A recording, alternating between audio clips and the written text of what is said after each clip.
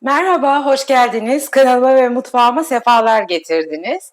Bugün yaptığım malzemeyi önce size göstererek başlamak istiyorum. 3 malzemeden harika bir kurabiye yaptım. Sadece 10 dakikada pişen ve 5 dakikada hazırlanan ucuz, ekonomik, nefis kurabiyeler. Size dokusunu da göstermek istiyorum. Çok lezzetli. Ben artık dışarıdan kurabiye almıyorum, kendim yapıyorum.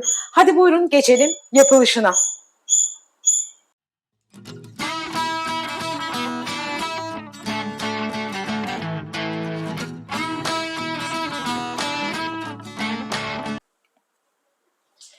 Öncelikle 1 su bardağı sıvı yağımı kasemin içerisine alıyorum. Kullandığım bütün su bardakları aynı ve su bardağı ölçüm klasik 200 mililitre kadar.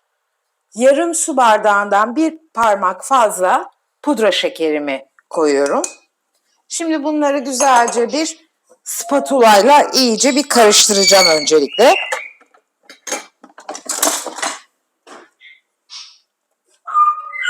2,5 su bardağı da elediğim unum var. Aynı su bardakları.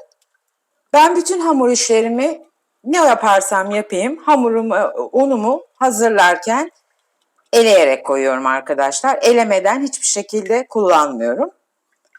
Şimdi sıvı yağımı ve pudra şekerimi çok güzel karıştırdım. Gördüğünüz homojen bir kıvam aldı. Yavaş yavaş unumu ilave ediyorum. Önce spatulamla unumu karıştıracağım. Sonra elimle hamurumu karıştırmaya devam edeceğim. Çok fazla un koymamaya çalışın ki sertleşmesin hamurumuz. Çok kolay, gördüğünüz gibi şipşak, çok ekonomik ve çok lezzetli. Kesinlikle ben artık dışarıdan almıyorum. Şipşak 5 dakikada kendim hazırlıyorum. Daha da hijyenik ve güzel oluyor. İçinde ne olduğunu biliyorum. Evet, şimdi son olarak hamurumu ilave edeceğim. Şöyle spatulamın üzerine döküyorum. Spatulamı da temizleyerek elimle yoğurmaya devam edeceğim. Ellerim tertemiz, yıkamıştım.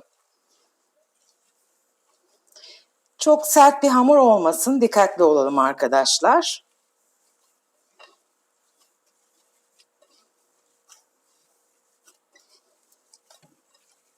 Hiç başka un koymayacağım. Hamurumu sertleştirmeyeceğim. Yumuşak, öyle pamuk gibi bir hamur oluştu. Umarım oradan iyi görebiliyorsunuzdur. Güzelce yoğurdum, kıvamını aldı. Bu kıvam yeterli. Şimdi bunları güzelce yuvarlak yuvarlak avucuma alıp şekil vereceğim. Şöyle size hamurumun kıvamını göstermek istiyorum. Bakın, ele yapışmıyor ama yumuşak bir hamur. Hamurumuzu sertleştirmeyelim. Evet, şimdi tepsime yağlı kağıdımı serdim. Böyle bir mandalina boyutunda bir parça aldım ve elimde yuvarlıyorum. Yuvarladıklarımı da yağlı tepsime yerleştiriyorum. Bütün hamurumu şimdi bu şekle getireceğim.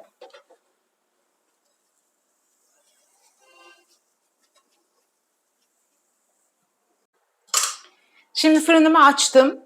160 derecede ısıtıyorum. Kurabiyelerimi yağlı kağıdıma koydum. Şöyle mikserimin minik uçlu çırpıcısıyla üzerlerine şekil veriyorum.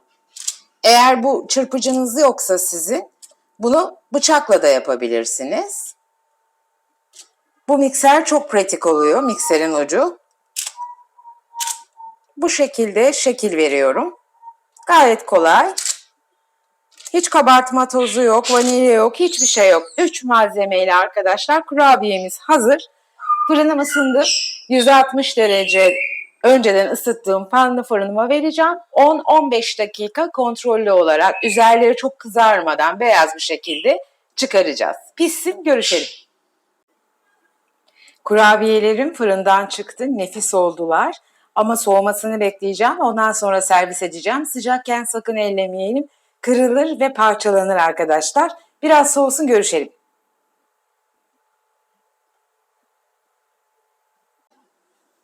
Evet arkadaşlar, kurabiyelerim 15 dakikada harika bir şekilde piştiler. Şöyle göstermek istiyorum. Biraz ılımasını bekledim. Çünkü sıcakken elleyince parçalanıp kırılıyorlar. Çok güzel oldu. Nefis bir şekilde pişti. Üstündeki yaptığım şekilleri de size şöyle göstermek istiyorum. Harika bir kurabiye oldu. Arzu edenler şu an benim yaptığım gibi üzerine bir miktar pudra şekeri de koyabilirler. Daha şık, güzel görünümlü olsun diye. Gördüğünüz gibi 3 malzemeyle sadece 10 dakikada pişen, 10-15 dakikada pişen, 5 dakikada hazırlanan nefis kurabiyemiz. Umarım evinizde bu tarifi denersiniz. Yerken de beni anımsarsınız. Tarifimi beğendiyseniz videomu beğenmeyi, kanalıma abone olmayı ve bildirim zilini açmayı lütfen unutmayın. Bir sonraki güzel tarifimizde görüşmek üzere. Sevgiyle kalın, hoşça kalın.